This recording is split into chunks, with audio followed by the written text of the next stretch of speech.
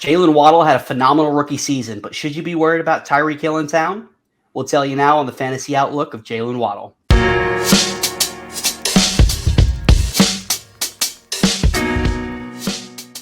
What's up, Front Yardigans? Jay here with my good friend Troy King from Football Guys and the Fantasy Playbook.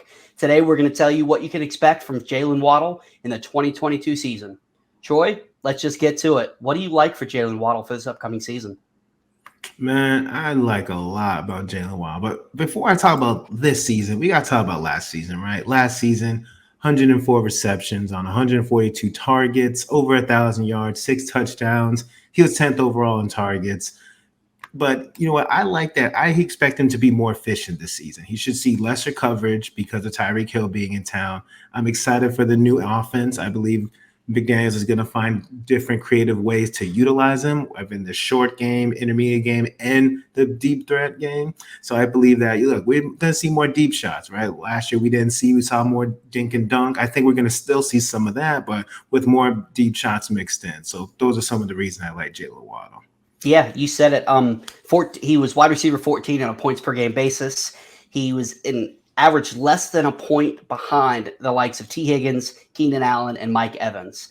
And he was pretty consistent. He played in 16 games. In 11 of those 16 games, he had at least 10 points. So when he had a down game, it wasn't like he absolutely killed you with a goose egg. And of those 5 games that he didn't get double digits, 3 of those were started by Jacoby Brissett.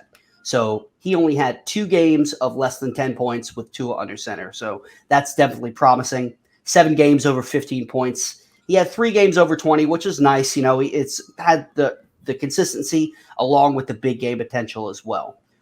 He was, like you said, he did have a low ADOT, which we'll get into when we talk about the negatives, but he was 10th in the league in yards after the catch. I really like what Mike McDaniel had to say talking about him, saying the easiest way to get yards is to give it to a really talented player. I would start him in fantasy. Well, that's probably just coach speak. You definitely like to hear that when talking about his new weapon. I'm excited, like you said, for, he's coming from the Kyle Shanahan system. He's going to get creative using Tyreek Hill. I think they're going to keep them both involved and do it in a very creative way. On the flip side, with a lot of changes, there's also potential for a little bit of downfall and potential for some concern.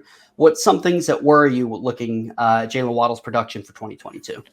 I'm worried that he's just not going to see as high of a target share. Well, it's almost a guarantee, right? You don't bring Tyreek Hill to Miami, pay him all that money for him not to be the number 1 receiver and see the most targets on the team. So what Jaylen Waddle's game was seeing a lot of targets last year, right? And obviously he did a lot with them, but I am worried, can he be efficient with the Tua targets? That's something I'm a little bit worried about. I'm assuming he is, but we don't have no idea. So he's going to be second fiddle. So is he going to – so last year, like you said, he finished wide receiver 14 points per game. Where he's being drafted, is it worth it? I believe his price right now, it's worth the price of admission, but he could be overpriced if he sees a significant drop-off in targets. So that is something to – be a little bit wary about. I think he's still going to be fine, efficient. And again, he's going to get lesser coverage. So those are some positive, but there is that flip side of maybe he doesn't produce like he did last year because, again, you had Tyreek Hill in town. He's going to see a sizable target share. Yeah. And, talking about Mike McDaniel in town now, Miami had the 8th most pass attempts last year. San Francisco had the 4th fewest with 514. So you add Tyreek Hill, while I do expect both of these guys to be very involved in the offense, if they do scale back on the pass attempts, is Tua going to be able to support both Tyreek Hill, Jaylen Waddle? They re-signed Mike Gesicki. We haven't seen, while I do believe in Tua, we haven't seen him do it for a full season. So there's definitely some question marks if he can support this type of production for 2 top-tier wide receivers. And his average depth of target, like I was talking about, was 6.3 last year, which was 88th overall. So that's a little concerning as well. If the volume's not there, I'm with you. I do think there's going to be some more deep shots. I expect both guys to be used in the backfield some as well, similar to what he did with what San Francisco did with Debo last year. But he only got 10 deep targets all of last year. That is concerning. I hope that changes this year but we just don't know. It's all on hopes and dreams. So hopefully that's the case, but we'll have to wait and find out. Yeah, like you said, McDaniels ever emphasized that it's going to be a running team. So it's going to be a run it, but the run game hopefully will open up the pass game, which will be good for all the receivers. So we just got to let it all play out. Yeah, absolutely. And like you said, with a run first team, they signed all the stable of running backs. Nobody that's necessarily a superstar, but you got Sony Michel, you got Chase Edmonds, you got Raheem Mostert. There is Myles Gaskin's still there, so there's plenty of capable running backs for them to play that kind of game. So we'll just have to see what happens. Up next, we're going to go ahead and do a name game, and basically what that is I've got the ADP. The current ADP of Jaylen Waddle, which is wide receiver 13, according to 4for4. And I've got 5 players who are currently being drafted around him. And even as the season creeps closer, I imagine these 5 names are going to be close. Basically, Troy, I'm going to give you the name, and you tell me if you're on the clock, both of these guys are there, who you would take. So the first one up is T. Higgins or Jaylen Waddle. T. Higgins. Yeah, I'm with you there too, especially the main thing for me is we've seen T. Higgins. Technically, he's the second fiddle. He's the 1B in that offense, but we've seen him put up fantastic numbers. We hope Jaylen Waddle can do it. We just don't know. Yeah. Next one up, new Eagle, A.J. Brown or Jaylen Waddle. A.J. Brown. It's this kind of same argument for like Tyreek Hill, for example. Philadelphia brought him in, paid him a lot of money. Even Jalen Hurts, you can question, how good of a quarterback he is in terms of throwing the ball, but you brought him in to see a high target share. He's the bona fide number 1 on that offense, so I'm going to go A.J. Brown in that scenario. Yep, I'm with you as well. I was when the trade first went through for A.J. Brown, I was really concerned about his fantasy production, but the more I've looked into it, the relationship that he has with Jalen Hurts, his yard after the catch ability, I think that A.J. Brown's in for a big season. And I'm as much as it hurts me to say good thing about anybody who plays, but for the Philadelphia Eagles, I do like A.J. Brown this upcoming season, and that's who I would go with.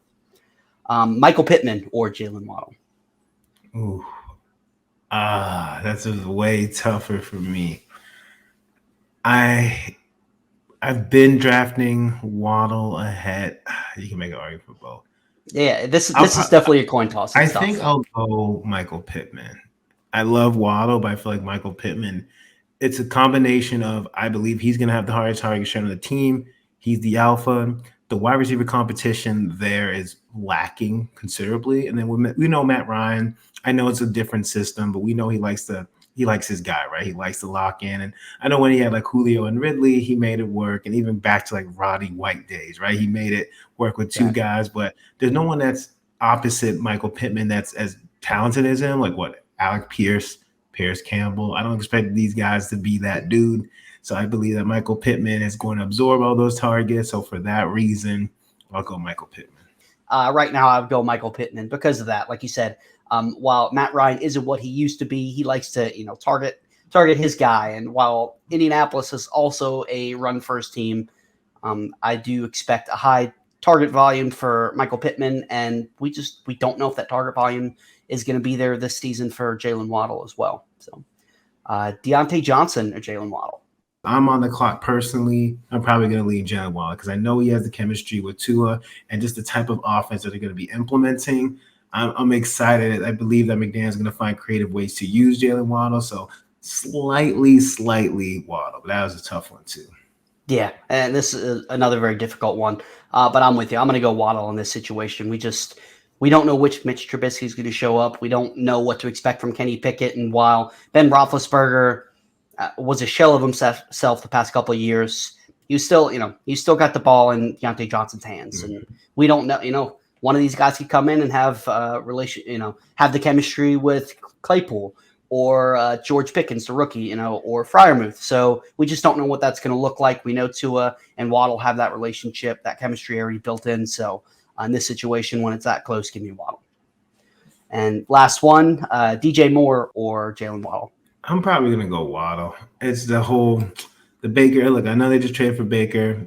But Baker hasn't – none of Baker's wide receivers has been that guy or in terms of like wide receiver 1 numbers. So I just don't know what the offense is going to look like with Baker in it. Carolina is not going to be a good team. Yeah, I know you don't need to necessarily be a good team for fantasy production, but I'm taking Waddle there. But again, not knock to DJ Moore. He's talented, but I don't know. I just don't know. I think that offense I don't know. I'm going to trust Ben McAdoo and that offense. You said it. That's exactly where I was going to go. Exactly, Ben McAdoo. As a Giants fan, that name just gives me I'm just shivers, not excited, man. right? I'm just not excited for DJ Moore. He'll be fine. Again, he's within that tier, but give me Waddle in that scenario. I feel like both Moore and Waddle have a similar floor. And while I like DJ Moore, I don't know what his ceiling is with Baker Mayfield under center. I think if things break right with